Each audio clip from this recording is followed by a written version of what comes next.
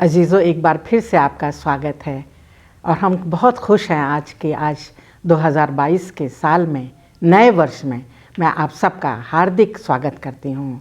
प्रभु के पवित्र और मधुर नाम में भी मैं आपका इस सब स्कूल के पाठ के अध्ययन में नए वर्ष की बधाई देती हूँ और आपका स्वागत करती हूँ।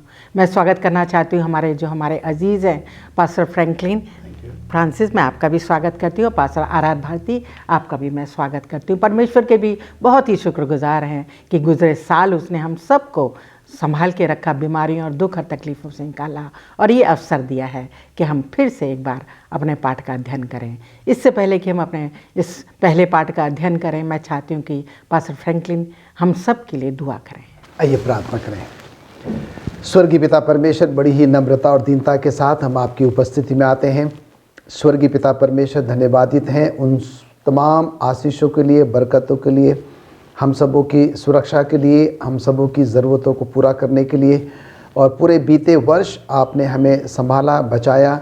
हमारी हर दुख, हर तकलीफ़ और मुसीबत को प्रभु आपने अपने ऊपर लेते हुए जो है एक और नया वर्ष आपने हम सबों को देखने का मौका दिया। हम इसलिए आपका तहे दिल से शुक्रगुजार हैं। स्वर्गीय पिता परमेश्वर, जबकि हम इस नए वर्ष के इस पहले त्रिमास में हैं और जब आज की हम सब स्कूल पाठ का अध्ययन करते हैं, प्रभु चाहते हैं कि अपने पवित्र आत्मा के द्वारा हम सबों को मसा करें। हम तीनों के साथ हो, विशेष करके जो कुछ भी आज हमने प्रभु आपके वचनों में से अपने दर्शकों के साथ साझा करना है, हमारी ओर से नहीं पर सब कुछ प्रभु आपकी और आपकी पवित्र आत्मा की ओर से हो सके। हम सबके साथ हो, हम सबके पाप, गुनाहों, खताओं को माफ़ करें। प्रभु यीशु मसीह के नाम से मांगते हैं, आमीन। प्रिय दर्शकों, आज हम 2022 के पहले त्रिमास में हैं और पहले पाठ का अध्ययन करने जा रहे हैं, जिसका शीर्षक है इब्रानियों और हमारे लिए पत्र। और हमारी जो आज के क्वार्टर का, इस त्रिमास का जो शीर्षक है रहेगा वो है इन अंतिम दिनों में। हमारा पहला पाठ का जो आज का याद वचन है वो इस तरह कैसे है, जो कि इब्रानियों की किताब उसके 10वें अध्याय की 36वें पद से लिया गया है। इस प्रकार लिखा है पवित्र बाइबल में, क्योंकि तुम्हें धीरज धरना आवश्यक है ताकि परमेश्वर की इच्छा को पूरी करके तुम प्रतिज्ञा का फल पाओ। प्रभु के वचन के पढ़े जाने पर और सुने जाने पर हम सबको आशीष मिले। अजीज़ों, आज जो है हमारे इस त्रिमास में हम पौलुस की रचित इब्रानियों की किताब का अध्ययन करेंगे। इस किताब को एक ख़ास झुंड के लिए जो इब्रान में रहते थे उनके लिए लिखा गया और हम देखेंगे कि उस समय उनके साथ बहुत सताहट थी और पौलुस ने जो है ये पत्री उनको लिखी जिसमें एक पूर्ण उपदेश को हम पाते हैं। और ख़ास जो दिशा निर्देश इस हमारे इस त्रिमास में रहेगा, पूरे त्रिमास का, उसमें ख़ास 3 बातों का, 3 दिशाओं को हमें अग्रसर किया जाता है। जिसमें पहली ये है कि प्रभु यीशु ही हमारे सच्चे और सिद्ध विश्वास के दाता हैं, क्योंकि जब वो इस दुनिया में रहे तो अपने विश्वास में दृढ़ और मजबूत रहे और आज भी हम सबको हमारे विश्वास में वो दृढ़ करने की सामर्थ्य रखते हैं। और दूसरा ये है कि उन्होंने जो है हमारा आज वो मार्गदर्शन भी करते हैं। जब हम उसके पास आते हैं दुआओं में तो वो हमारा मार्गदर्शन करते हैं और हमें साहस रखने की ज़रूरत है और सिर्फ सच्चा भरोसा उन पर ही रखने की ज़रूरत है। उन्हीं पर अपनी नज़र जो है टिकाए रखने की ज़रूरत है, क्योंकि वही हमारे सच्चे मार्गदर्शक हैं। और तीसरा दिशा ये है कि जो हमारे सच्चे उद्धारकर्ता भी प्रभु यीशु मसीह ही हैं। जब वो दुनिया में आए, इस दुनिया में, तो उन्होंने जो हमारे पापों की खातिर अपने जीवता बलिदान, अपने जीवन का ही बलिदान हमारे पापों की खातिर दे दिया, जिसके द्वारा हमारे पापों की हमें माफ़ी मिली और हम जो है अनंत राज्य की ओर आगे बढ़ सकते हैं। इन सब बातों को ध्यान में रखते हुए ये इब्रानियों की पुस्तक में उपदेश दिए गए हैं जो हमारे आज के विश्वासियों के लिए भी बहुत महत्वपूर्ण हैं। पौलुस चाहते हैं कि हम भी विश्वासी भी बिना खौफ खतरे के प्रभु के पर विश्वास करते हुए, बहुत सा समय आएगा जबकि हम सताहट में जाएंगे, प्रभु हमारी मदद करेगा। हमारी नज़र सिर्फ प्रभु यीशु पर ही रखनी है। इन सब बातों को ध्यान में रखते हुए और बहुत विस्तार से और बहुत अच्छे सुंदर उपदेशों के हम सीखेंगे। आइए अपने रविवार के अध्ययन में हम चलते हैं। और मैं चाहती हूँ कि पासा भारती हमारी जो हमारा रविवार का शीर्षक है वो इस प्रकार से है, एक मजबूत और सुंदर शुरुआत। और वो हमें समझाएं वह कौन लोग थे जिनके लिए इब्रानियों की किताब लिखी गई। जैसे मिसेज भारती अभी आपने बताया कि इब्रानियों की किताब जो है वो हर एक मसीह व्यक्ति के लिए, हर एक विश्वासी के लिए एक चट्टान के रूप में पौलुस रसूल ने उसे हम तमाम के लिए और ख़ास करके इन अंतिम दिनों में रहने वाले मसीह लोगों के लिए उन्होंने खड़ा किया है। और ये सेवंथ डे एडवेंटिस्ट चर्च का विश्वास है कि इस किताब को पौलुस रसूल ने लिखा है, क्योंकि भाइयों इस दुनिया में बहुत से मसीह लोग ऐसे हैं जो ये सोचते हैं कि इस किताब को लूका ने लिखा है या इस किताब को जो है बरनबास ने लिखा है। लेकिन सेवंथ डे एडवेंटिस्ट चर्च का स्टैंड ये है कि इस किताब की भाषा और इस किताब की बनावट को देखते हुए और जो हमारे इतिहासकार, जो हमारे पुराने मसीह विचारक रहे हैं, उनके विचारों को देखते हुए सेवंथ डे एडवेंटिस्ट चर्च इस मुकाम पर पहुंचा है कि इस किताब को भी, इब्रानियों की किताब को भी पौलुस रसूल ने ही अपने अंतिम समय के विश्वासियों के लिए जो इस किताब को लिखा है। और उन्होंने एक मजबूत और सुंदर शुरुआत जो है वो यहाँ पर की है, खास करके उन लोगों के लिए जो यहूदी धर्म से निकल के जिन्होंने यीशु मसीह के शुभ संदेश को ग्रहण किया और जब वो अपने यहूदी धर्म को छोड़ करके मसीह धर्म में सम्मिलित हुए तो उनका समाज जो था वो उनको तिरस्कार की नज़र से देखने लगा, उनको जो है घृणा की दृष्टि से देखने लगा और उनको जो है बहुत सी परेशानियों का, बहुत सी मुसीबतों का उनको जो है वो सामना करना पड़ा। लेकिन आज हम यहाँ पर सीख रहे हैं कि इस किताब को किसके लिए लिखा गया है। मैं अपने तमाम दर्शकों को बताना चाहता हूँ कि हम अंतिम समय में रह रहे हैं और इस किताब को पौलुस रसूल ने आरंभिक कलीसिया के लिए और मेरे और आपके लिए, अंतिम दिनों में रहने वाले लोगों के लिए इस किताब को लिखा है। और इस किताब का संदेश जो है वो मुझे और आपको यहाँ शिक्षा देता है कि हम परमेश्वर के वचन के अनुसार चलें। यहाँ इब्रानियों की किताब उसका 2 अध्याय की 1 से 4 आयत मैं अपने दर्शकों के लिए यहाँ पर पढ़ना चाहता हूँ। लिखा है कि इस कारण चाहिए कि हम उन बातों पर जो हमने सुनी हैं और भी मन लगाएं, ऐसा ना हो कि बहकर उनसे दूर चले जाएं। क्योंकि जो वचन स्वर्गदूतों के द्वारा कहा गया जब वह स्थिर रहा और हर एक अपराध और आज्ञा न मानने वालों का ठीक ठीक बदला मिला, तो हम ऐसे बड़े उद्धार से निश्चित रहकर कैसे बच सकते हैं जिसकी चर्चा पहले प्रभु के द्वारा हुई और सुनने वालों के द्वारा हमें इसका निश्चय हुआ।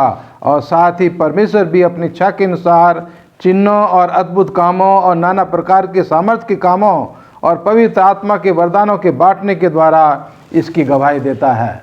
तो खास करके यहाँ पर पवित्र वचन के लिए यहाँ पर कहा गया है कि ये पवित्र वचन परमेश्वर की तरफ से मुझे और आपको दिया गया है और हम जो हैं इसको अपने जीवन के द्वारा हम देख सकते हैं कि जब परमेश्वर के लोग इसे स्वीकार करते हैं तो उनका जीवन बदल जाता है। उनके जीवन में जो है वो बड़े बड़े काम होते हैं और वो दिखाते हैं कि ये परमेश्वर की सामर्थ है कि परमेश्वर के वचन के द्वारा उनका जीवन जो है वो बदल जाता है। पवित्र आत्मा के द्वारा मसीह लोगों को जो है वरदान मिलते हैं और ये इस बात का प्रमाण है कि मसीह का संदेश जो है वो जीवित और प्रबल है, शक्तिशाली है। और हम जो है यहाँ देख सकते हैं कि जिन लोगों ने प्रभु यीशु मसीह के ऊपर विश्वास किया तो उनको पवित्र आत्मा का दान भी मिला। और आज भी हम देखते हैं कि जो लोग मसीह के ऊपर विश्वास करते हैं, परमेश्वर की पवित्र आत्मा की मदद से उनका जीवन बदल जाता है। वो मसीह लोगों के बीच में, समाज के बीच में और इस दुनिया के बीच में परमेश्वर की ताकत से बड़े बड़े काम करते हैं। और जब वो संदेश सुनाते हैं तो बहुत से लोग आज भी उसे स्वीकार करते हैं और उनका जीवन भी बदल जाता है। तो अजीज़ों, ये संदेश, ये किताब, ये हिब्रू की जो पुस्तक है, ये मेरे और आपके लिए और आरंभिक कलीसिया के लोगों के लिए लिखी गई, जो दूसरे जगहों से निकल कर के, जो अंधेरी जगहों से निकल कर के मसीह यीशु को पर विश्वास करते हैं और उसकी ताकत से परमेश्वर के रास्ते पर आगे बढ़ते हैं। धन्यवाद देती हूँ पास्टर भारती, आपने अपने विचारों को हमके साथ साझा किया।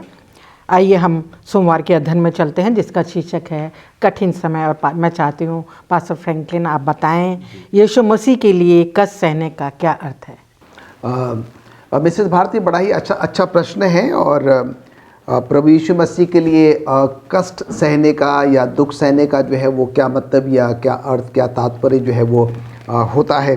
और हम यहाँ पर देखते हैं कि जब आप पूरी बाइबल का जब आप अध्ययन करेंगे, उत्पत्ति से लेकर प्रकाशित वाक्य तक जो है, मैं सोचता हूँ कि कहीं पर भी आपको ऐसा नहीं मिलेगा कि प्रभु यीशु मसीह के पीछे चलना, प्रभु यीशु मसीह की इच्छा के अनुसार जीवन यापन करना जो है कोई एक फूलों की सेज है। और हम यहाँ पर देखते हैं कि संत पौलुस जो है उस समय की बात हमारे साथ साझा करना चाहता है। और हम देखते हैं कि वो ये कहता है कि जब लोगों ने क्या किया, कलीसिया में जो है वो जुड़ना शुरू किया, शामिल होना जो है वो शुरू किया, उन लोगों के लिए सब कुछ बहुत अच्छा वो नहीं था।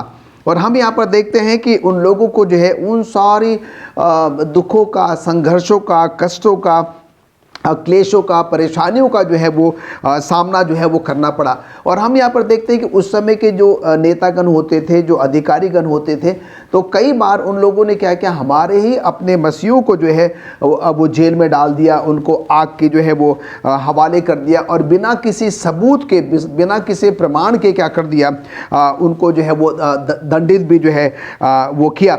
और हम यहाँ पर देखते हैं कि आप अगर प्रेरितों के काम उसका 16वां अध्याय 22 और 23 को आयत को पढ़ेंगे तो हम यहाँ पर देखते हैं कि संत पौलुस को और सिलास को जो है क्या कर दिए गए, उनके कपड़े जो है वो फाड़ दिए गए और उनको जो है वो मारा पीटा जो है वो गया। तो कहने का मतलब यहाँ पर एक बड़ी शुरुआत से हम देख रहे हैं कि कैसे जब लोगों ने यीशु मसीह पर विश्वास करना शुरू किया, उसको ग्रहण करना शुरू किया, तो सब कुछ जो है वो इतना आसान जो है वो नहीं था। अगर आप इब्रानियों की पत्री उसका 11वां अध्याय उसके 25वें आयत में पढ़ते हैं तो यहाँ पर हम देखते हैं कि मूसा के पास वो अच्छा मौका था कि वो फिरौन के उस सिंहासन में रह सकता था, उस राजमहल में जो है वो रह सकता था, पर उसने क्या किया, वो नहीं चुना। पर क्योंकि वो प्रभु यीशु मसीह के पीछे चलना चाहता था और फिर मूसा ने अपमान, लज्जा को जो है वो चुना।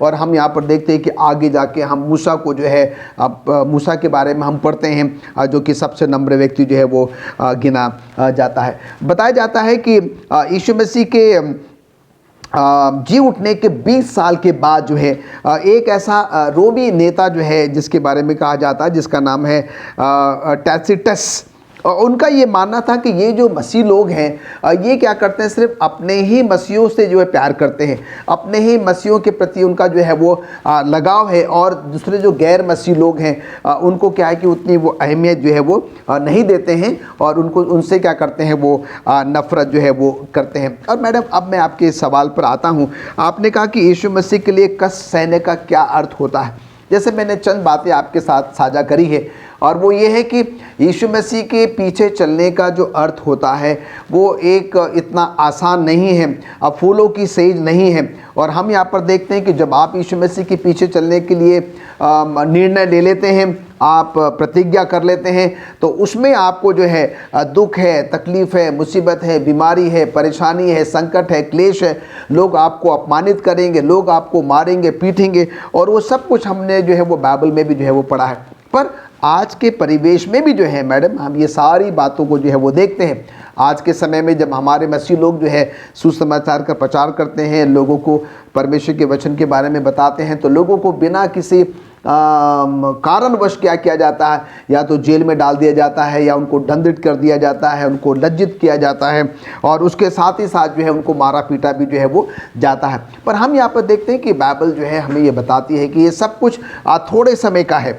जो कुछ भी हम प्रभु यीशु मसीह के लिए सहते हैं और वो समय बहुत शीघ्र आने वाला है कि उसका जो प्रतिफल है परमेश्वर के द्वारा जो है वो हमें और आपको जो है वो दिया जाएगा। तो कहने का मतलब यहाँ पर ये, जब हम प्रभु यीशु मसीह के लिए दुख, तकलीफ, मुसीबत, परेशानियों का सामना करते हैं, सहते हैं, तो वो हमें ताज, वो हमें मुकुट मिलेगा और जो कि अनंत काल का होगा। और इसलिए हमें इससे डरने, घबराने और परेशान होने की ज़रूरत नहीं है। अभी पास्टर भारती ने हमको बताया कि परमेश्वर का ये वायदा है कि परमेश्वर हमेशा हमारे साथ है। उन तमाम कठिन समय में भी जो है परमेश्वर हमें कभी भी अकेला नहीं छोड़ता। जी, शुक्रगुजार हैं कि वो हमारे हमेशा समर्थी है हमारी हिफाजत करने में। आइए हम मंगलवार का अध्ययन है जिसका शीर्षक है बीमारी, और मैं चाहती हूँ पास्टर भारती हमें इस बात के पर रोशनी डालें। मसीही लोग आज चुनौतियों का सामना करते हैं, वो कैसे उनको जो है प्रोत्साहन मिले कि वो उन चुनौतियों का सामना अच्छे से कर सकें। जैसे कि अभी मिसेज भारती ने ये सवाल जो है हम तमाम के लिए पूछा है कि मसीह लोग अपनी चुनौतियों का किस तरह से सामना कर सकते हैं, और अभी पास्टर फ्रैंकलिन ने जो है यीशु मसीह का उदाहरण दे करके हमें यहाँ समझाया है कि यीशु मसीह ने भी अपने जीवन में परेशानियों का सामना किया, परीक्षाओं का सामना उन्होंने किया।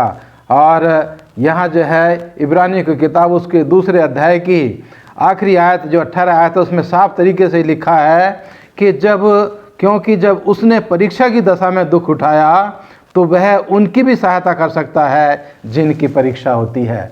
तो यहाँ खुदावंद यीशु मसीह के जीवन को मेरे और आपके लिए एक उदाहरण के रूप में यहाँ पर रखा गया है, और हम यीशु मसीह के जीवन के द्वारा हम सीख सकते हैं कि उसने भी दुख और परेशानियाँ उठाईं। उसने भी, जब वो इस दुनिया में था तो उसने भी चुनौतियों का सामना किया।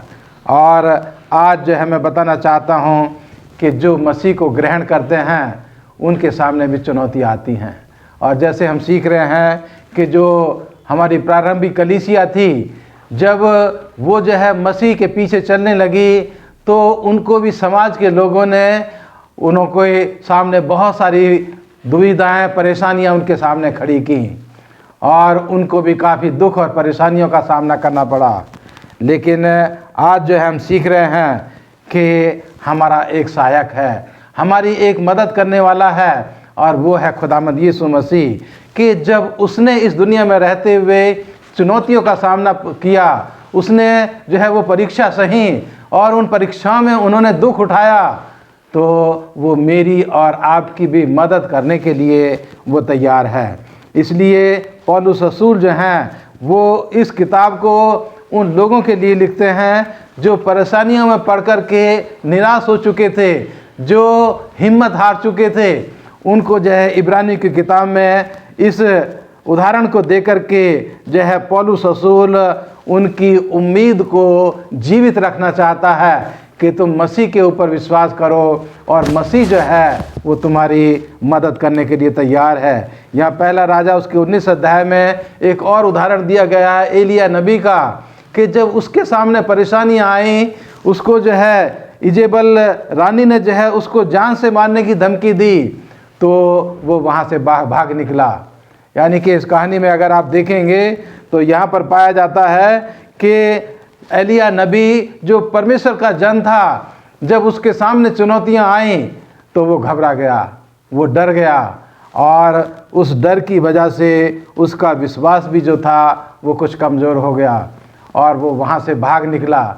लेकिन जब वो भागते भागते जो है एक झाऊ के पेड़ के नीचे जाकर के बैठा थक करके, तो परमेश्वर ने वहाँ उसकी मदद की। उसको जो है खाने के लिए रोटी, पीने के लिए पानी परमेश्वर ने उसके लिए इंतजाम किया, और उसको कहा कि तू ये खा पी और सामर्थी हो जा, क्योंकि तुझे बहुत लंबा सफ़र अभी तय करना है। अजीजों, परमेश्वर मेरे और आपकी मदद करने के लिए तैयार है। जब हम इस दुनिया में थक कर के परेशानियों से हम चूर हो जाते हैं, निराश हो जाते हैं, परमेश्वर मेरे और आपकी मदद जो है अपने वचन के साथ करता है, और परमेश्वर का वचन मुझे और आपको सामर्थ देता है। जिस तरह से एलिया के द्वारा एलिया को परमेश्वर ने जो है बातचीत की, उस धीमी आवाज़ को एलिया ने सुना और सुन करके वो मजबूत हुआ, और उसके बाद वो आने वाले चुनौतियों का सामना करने के लिए वो खड़ा हुआ। जो काम परमेश्वर ने उसको सौंपा उसको करने के लिए वो अपने आगे के सफ़र पर निकल गया। तो अजीज़ों, आज मैं और आप परमेश्वर के वचन से, परमेश्वर के वचन की सामर्थ से, परमेश्वर के वचन को देखते हुए हम अपनी चुनौतियों का सामना कर सकते हैं। हम अपनी परीक्षाओं से जो है, हम जो दुख हमारे सामने आते हैं उन दुखों को हम सहन कर सकते हैं। यीशु मसीह मेरा और आपका एक उदाहरण है जिसको हमें अपनी आंखों के सामने हमेशा रखना है। वही हमें शक्ति और सामर्थ्य देता है इन चुनौतियों का सामना करने के लिए। शुक्रगुजार हूँ पास्टर भारती, अपने आप अच्छे से हम लोगों को समझा है। आइए हम बुधवार के अध्ययन में चलते हैं जिसका शीर्षक है एक दूसरे के करीब रहें। और मैं चाहती हूँ पास्टर फ्रैंकलिन इस बात पे रोशनी डालें, एलिय्याह नबी को वापस विश्वास में लाने के लिए परमेश्वर ने क्या किया। अभी हमने सुना, पास्टर भारती ने एलिय्याह नबी के बारे में जो है वो बहुत कुछ बता दिया कि कैसे जो है परमेश्वर ने उसकी मदद करी है। और हम चंद बातें जो हैं उसमें और जोड़ने की जो है वो कोशिश करेंगे। और हम यहाँ पर देखते हैं कि परमेश्वर ने जो काम एलिय्याह नबी के लिए जो है वो किए हैं, यहाँ पर जो आज के सबक स्कूल पाठ में है। सबसे पहली बात है कि परमेश्वर ने एलिय्याह को क्या किया, उसके लिए भोजन का इंतज़ाम किया, उसके लिए आराम करने का इंतज़ाम किया। और फिर हम यहाँ पर देखते हैं कि कई बार ऐसा भी हुआ कि जब परमेश्वर ने उसे उस गुफा में देखा तो उससे पूछा कि भाई तेरा यहाँ पर जो है वो क्या काम है। पर तुरंत हम यहाँ पर देखते हैं कि परमेश्वर क्या करता है, एलिय्याह नबी की जो है वो परवाह भी जो है वो करता है। और उसके साथ ही साथ जो है ये चंद बातें हमें ये बताती है कि कैसे जो है कई बार जब परमेश्वर हमें दुख में, तकलीफ़ में, मुसीबत में, परेशानी में जो है वो देखता है तो कई बार हमें जो है वो डांटता भी है, कई बार हमें ऐसे चेताता भी, हमें सावधान भी जो है वो करता है। और उसके साथ ही साथ हम यहाँ पर देखते हैं कि जैसा परमेश्वर ने एलिय्याह नबी को जो है वो प्यार किया, उसकी ज़रूरतों को पूरा किया, वैसे परमेश्वर हमें भी और आपको भी जो है कभी भी अकेला जो है वो नहीं छोड़ता है। और उसके साथ ही साथ हम यहाँ पर देखते हैं कि परमेश्वर चाहता था कि वो अपने उस विश्वास में दृढ़ और मजबूत बने रहे। और जब उसके सामने परेशानियाँ आई, समस्या आई, दुख आया, तकलीफ़ आई, हम देखते हैं कि उसका विश्वास जो है थोड़ा सा डगमगा गया। हम सबके साथ भी जो है ऐसा होता है। कई बार जब हमारे जीवन में, चाहे वो व्यक्तिगत रूप से हो, चाहे वो पारिवारिक रूप से हो, चाहे वो कलीसियाई रूप से हो, जब सब कुछ बहुत अच्छा होता है तो हमें बहुत अच्छा लगता है। पर जब कोई तकलीफ़, मुसीबत या परेशानी हमारे जीवन में आ जाती है तो हम जो है वो परमेश्वर से प्रश्न कर बैठते हैं कि परमेश्वर मेरे साथ ही ऐसा क्यों, मेरे परिवार के साथ या मेरी कलीसिया के साथ ही जो है वो ऐसा क्यों हो रहा है। पर ऐसे समय में जो है हमें अपना संपूर्ण विश्वास, भरोसा जो है प्रभु परमेश्वर पर रखने की जो है वो ज़रूरत है। अब दूसरे पैराग्राफ में जब हम आते हैं तो हम देखते हैं कि संत पौलुस जो है जो मदद परमेश्वर ने एलिय्याह नबी की करी है, वही बात को संत पौलुस दोहराता है। एक मसीह होने के नाते, परमेश्वर का जन, परमेश्वर के लोग होने के नाते जो है हम सबों को क्या करना है, आज के परिवेश में, आज के समय में जो है जो कुछ भी हम लोगों के लिए कर सकते हैं। यहाँ पर लिखता है कि हम आइए उनको क्या करें, अगर भोजन का इंतज़ाम कर सकते हैं या कुछ ऐसे चीज़ों का जो है वो हम इंतज़ाम करते हैं जिनके पास जो ज़रूरतमंद हैं, जिनके पास शायद खाने को नहीं है, पहनने के लिए कपड़े नहीं हैं, या कुछ ऐसे ज़रूरतें हैं जो कि हमारे पास है, हम क्या कर सकते हैं, उनके साथ साझा जो है वो कर सकते हैं। और हम ये भी देखते हैं कि संत पौलुस भी जो है कई बार हमारे ऐसे लोगों को वो थोड़ा सा डांटता है, तो थोड़ा सा चेतावनी भी देता है। वो ये कहता है कि परमेश्वर ने तुम्हें बहुत कुछ दिया है और तुम जो है लोगों के साथ बांटने के बजाय, साझा करने के बजाय क्या कर लेते हो, अपने तक ही जो है वो सीमित रखते हो। पर दूसरे ही क्षण वो उन लोगों को प्रोत्साहित भी करता है और उनको जो है बताता भी है कि तुम आगे होकर क्या कर सकते हो, जिस किसी के लिए भी जो है जो कुछ भी कर सकते हो, तुम्हें क्या करना है, पीछे बिल्कुल भी नहीं रहना है। उसके साथ ही साथ वो कहता है कि आज के समय में हम सबों को बहुत ही सतर्क और सावधान रहने की जो है वो ज़रूरत है और अपना संपूर्ण विश्वास और भरोसा जो है सिर्फ और सिर्फ प्रभु परमेश्वर पर रखने की जो है वो ज़रूरत है। हम देखते हैं कि भजन संहिता 133 उसके पहले पद में लिखता है कि कितनी भली और मनोहर बात है कि हम भाई लोग आपस में जो है वो मिले रहें।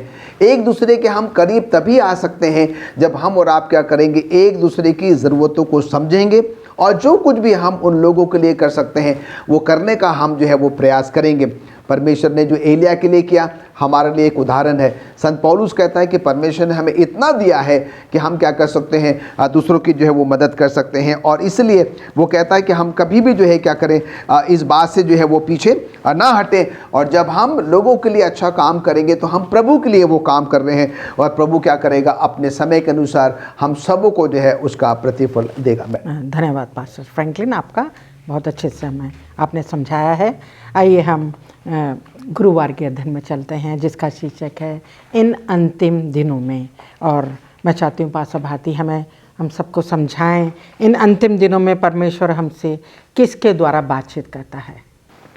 इसके लिए मैं जो इब्रानियों की किताब का हम अध्ययन कर रहे हैं उसके पहले अध्याय की तरफ जाएंगे, और पहले अध्याय की पहली और दूसरी आयत जो है मैं अपने तमाम दर्शकों के लिए, श्रोताओं के लिए यहाँ पढ़ना चाहता हूँ। लिखा है कि पूर्व युग में परमेश्वर ने बाप दादाओं से थोड़ा थोड़ा करके और भांति भांति से भविष्यवक्ताओं के द्वारा बातें कर, और इन अंतिम दिनों में हमसे पुत्र के द्वारा बातें की, जिसे उसने सारी वस्तुओं का वारिस ठहराया, और उसी के द्वारा उसने सारी सृष्टि की रचना की है। वह उसकी महिमा का प्रकार, उसके तत्व की छाप है, और सब वस्तुओं को अपनी सामर्थ के वचन से संभालता है, और पापों को धोकर ऊंचे स्थानों पर महिमा मही के दाहिने जा बैठा, और स्वर्गदूतों से उतना ही उत्तम ठहरा जितना उसने उन बड़े पद का वारिस होकर उत्तम नाम पाया। 1 से 4 आयत तक मैंने इसको जो है पढ़ा है। और यहाँ पहली आयत में लिखा है कि परमेश्वर ने शुरू से ही वो मुझसे और आपसे बातें की हैं। परमेश्वर ने शुरू से ही वो इंसान से बातें की हैं। अगर हम उत्पत्ति की किताब से लेकर के और प्रकाशित वाक्य की तरफ का तक हम देखते हैं तो हम पाते हैं कि परमेश्वर आदम और हवा से आमने सामने होकर के बात करता था। लेकिन जब गुनाह आया, गुनाह की दीवार जो है वो बीच में आ गई, तो परमेश्वर की आवाज़ केवल हमारे कानों तक पहुंचती थी। और परमेश्वर ने जो है अपने फरिश्तों के द्वारा, वो परमेश्वर ने अपने स्वर्गदूतों के द्वारा मुझसे और आपसे बातें की। परमेश्वर ने जो है, जो महायाजक होता था उसके छाती के दोनों तरफ जो पत्थर लगे रहते थे तुरमियों में, यूं ही हम उसके द्वारा जो है परमेश्वर ने हमसे बातें की।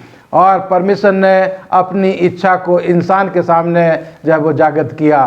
परमेश्वर जो है वो चिट्ठी डालने के द्वारा भी अपनी इच्छा को वो इंसानों को दिखाता है। और इन अंतिम दिनों में परमेश्वर ने अपने नबियों को भेज करके, कितने नबियों का जो है यहाँ पर जिक्र किया गया है, उन नबियों के द्वारा परमेश्वर ने मुझसे और आपसे बातें की। लेकिन इन आखिरी दिनों में परमेश्वर ने अपने बेटे खुदावंद यीशु मसीह को मुझसे और आपसे बातचीत करने के लिए भेजा। और आज जो बिल्कुल अंतिम घड़ी हैं, इन घड़ियों में परमेश्वर अपने वचन के द्वारा मुझसे और आपसे बात करता है। ये बाइबल जो है मुझसे और आपसे बातचीत करती है, और मुझे और आपको जो है ये संदेश देती है कि हम जो हैं वो इस्राएलियों की तरह मुल्क कनान के बॉर्डर पर हैं।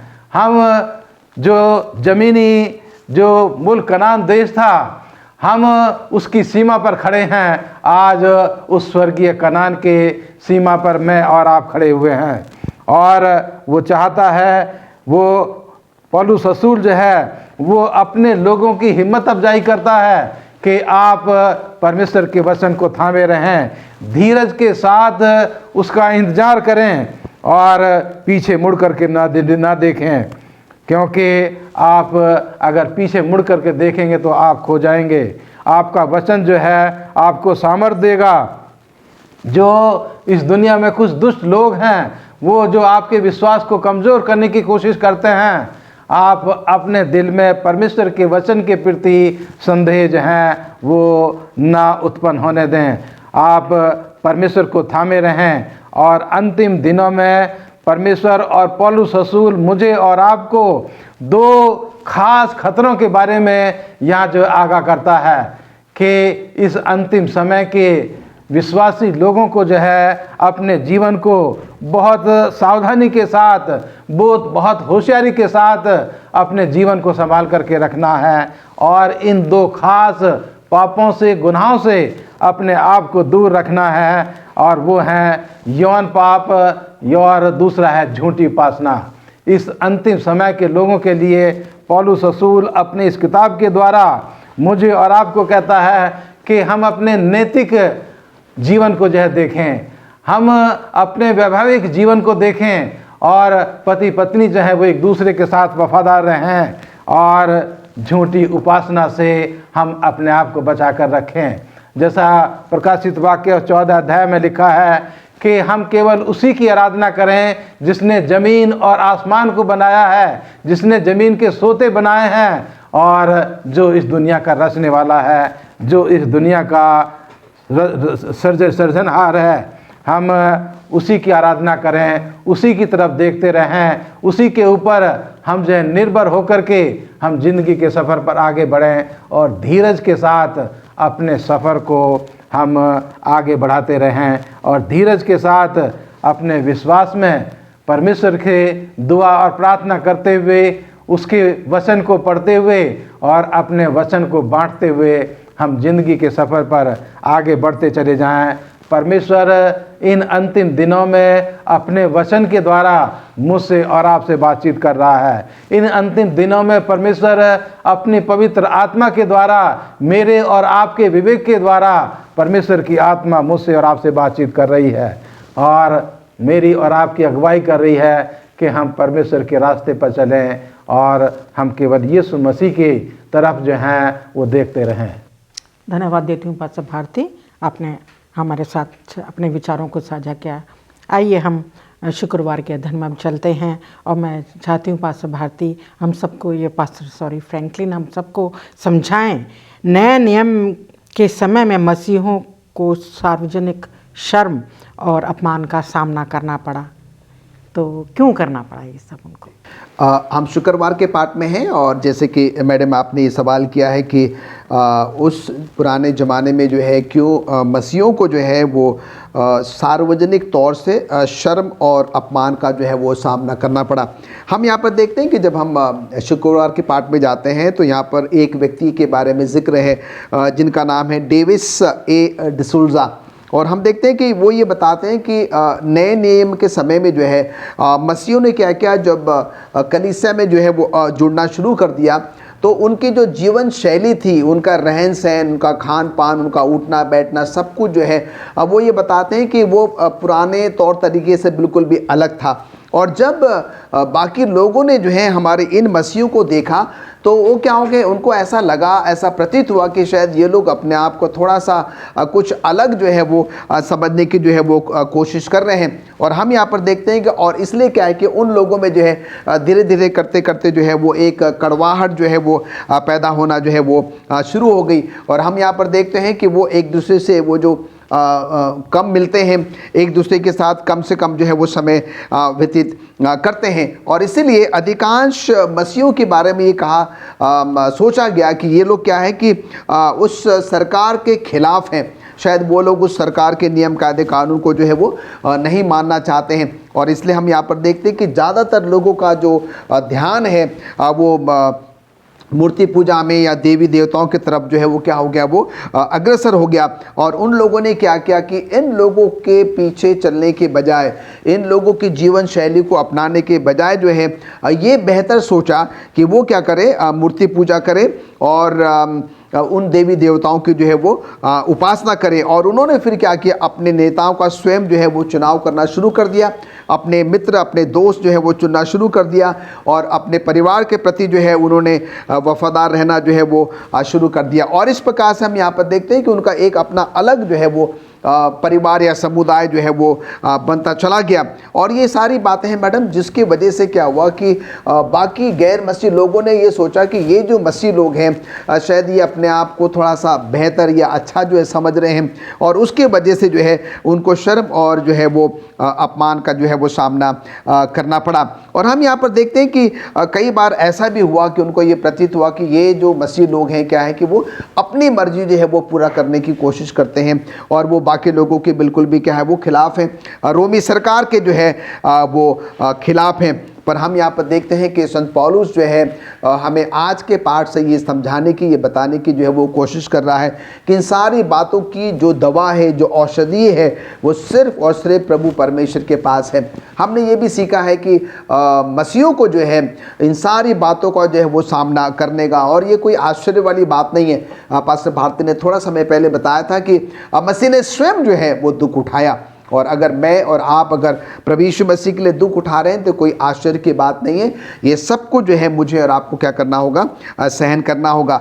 पर हम यहाँ पर देखते हैं कि संत पौलुस कहता है कि इन सारी बातों की जो औषधि है, जो दवा है, वो सिर्फ और सिर्फ जो है वो प्रभु यीशु मसीह के पास है। जब कभी भी मैं और आप अपने आप को खोया हुआ महसूस करते हैं, परेशान महसूस करते हैं, कुछ हमारे जीवन में कुछ ऐसा घटता है जहाँ पर कि हमें ऐसा प्रतीत होता है कि हम अब बिल्कुल भी जो है वो अकेले हैं, हम असफल हो रहे हैं, और ऐसे समय में संत पौलुस कहता है कि हमें प्रभु परमेश्वर के पास जाने की ज़रूरत है।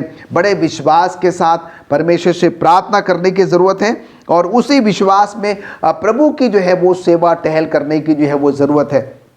हमें इन सारी परिस्थितियों से जो है अब वो डरना घबराना, परेशान जो है अब वो नहीं होना चाहिए। क्यों? क्योंकि अभी हमने ये सीखा है कि परमेश्वर जो है, परमेश्वर का ये वायदा है कि परमेश्वर जो है वो हमें और आपको कभी भी जो है वो नहीं छोड़ता है, और निरंतर जो है उसका अनुग्रह जो है वो हम सबों पर जो है वो बनाए रखता है। अगर हम अपने आप को चिंता में, निराशा में जो है वो पाते हैं, तो हमें अपना संपूर्ण विश्वास और भरोसा जो है प्रभु परमेश्वर पर रखने की ज़रूरत है। संत पौलुस कहता है कि हमारा प्रेमी परमेश्वर है, वो अपने वायदे का पक्का है, वो वफादार है, और वो अपने बच्चों की जो है वो देखभाल करता है। उसे पता है कि उसके बच्चों को जो है किन किन बातों की जो है वो ज़रूरत है, और इसलिए वो अपना निरंतर वो जो अगापे प्रेम है, वो जो अनुग्रह है, वो जो शक्ति है, वो जो सामर्थ्य है, वो अपने बच्चों पर जो है वो बनाए रखता है। और वही बात मिसेस एलन जी वाइट जो है profits and Kings page number 164 और 165 में जो है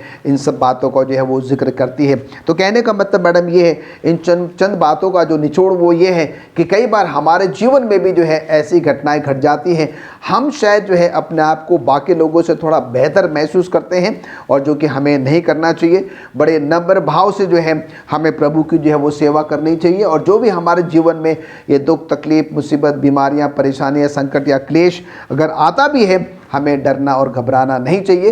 परमेश्वर का वादा है कि परमेश्वर जो है वो हम सबों के साथ है। शुक्रगुजार हूँ पास्टर फ्रैंकलिन आपका, और मैं शुक्रगुजारी देना चाहती हूँ पास्टर भारती आपका भी, और पास्टर फ्रैंकलिन आपका, कि आपने इतना अच्छे से हमारे साथ अपने इस पौलुस के जो उपदेश हैं इब्रानी किताब में दिए गए हैं, जो कुछ आज हमने सीखे हैं, साझा किए हैं इन्होंने, और मैं धन्यवाद देती हूँ इनका कि कितने अच्छे से हमें समझाया। अजीज़ों, आपको भी मैं समझ सकती हूँ कि आपको भी आशीषें मिली होंगी, और हमें पौलुस की उपदेश से बहुत प्रोत्साहन मिलता है, क्योंकि बाइबल बताती है कि हमारे जीवन में ये सब होगा। हमारे जीवन में, आत्मिक जीवन में हमारी सफलता भी है, आशीषें भी हैं, पर असफलताएँ भी हैं। सफलता पाकर हमें निश्चित नहीं हो जाना है, निश्चिंत नहीं होना है, सावधान रहना है, सचेत रहना है, और प्रभु यीशु पर ही अपना दृढ़ विश्वास को बनाए रखना है। वो हमें हमेशा जो उत्साहित करते रहेंगे अपनी पवित्र आत्मा के द्वारा, और हमारी, जैसा कि हमने सीखा, हर पल हमारी मदद करने के लिए तैयार हैं। चाहे कितनी भी परेशानियाँ, दुख, बीमारी, तकलीफ़ हमारे जीवन में आएगी, हमारे आत्मिक जीवन में हर तरह का परेशानी आएंगी, पर वो प्रभु यीशु हमारे हर पल साथ है। हमें उस पर विश्वास रखना है और अपने नज़रें उस पर ही बनाए रखनी है। आइए इन अच्छे विचार जो हमने सीखे उनके साथ मैं अपने वचन को, अपने जो आज का अध्ययन है, इसको ख़त्म करते हैं, और चाहती हूँ कि इस अंत में हम पास्टर भारती हमारे दर्शकों के लिए और हम सब के लिए भी प्रार्थना करें, ताकि हमें भी जो है हमेशा उत्साह मिलता रहे। आइए प्रार्थना करें। परमपिता परमेश्वर, इस दुनिया के सृष्टिकर्ता, हमारे मालिक, हम तेरे पास आते हैं, तेरा धन्यवाद देते हैं परमेश्वर गुजरे हुए साल के लिए, जिसमें तूने हम तमाम को संभाला, और ये नया साल दिया है कि हम परमेश्वर तमाम इस 2022 को भी देख सकते हैं। इसलिए परमेश्वर तुझसे दुआ करते हैं कि परमेश्वर होने दे कि ये नया साल 2022 हम तमाम के लिए खास आशीषें लेकर के आए, कि हम तेरे विश्वास में और मजबूत हो सकें, और धीरज के साथ अपने जीवन को तेरी मदद से हम तेरे रास्ते पर आगे बढ़ा सकें। खुदावंद तुझसे दुआ करते हैं कि तू हम में से हर एक की अगुवाई कर, हमारे तमाम दर्शकों के साथ हो और उनको तमाम को परमेश्वर इस नए साल की आशीषें जो तूने अपनी झोली में रखी हैं परमेश्वर हम तमाम को मिलने पाएँ। खुदावंद हम तेरे रास्ते पर अपने जीवन को आगे बढ़ा सकें।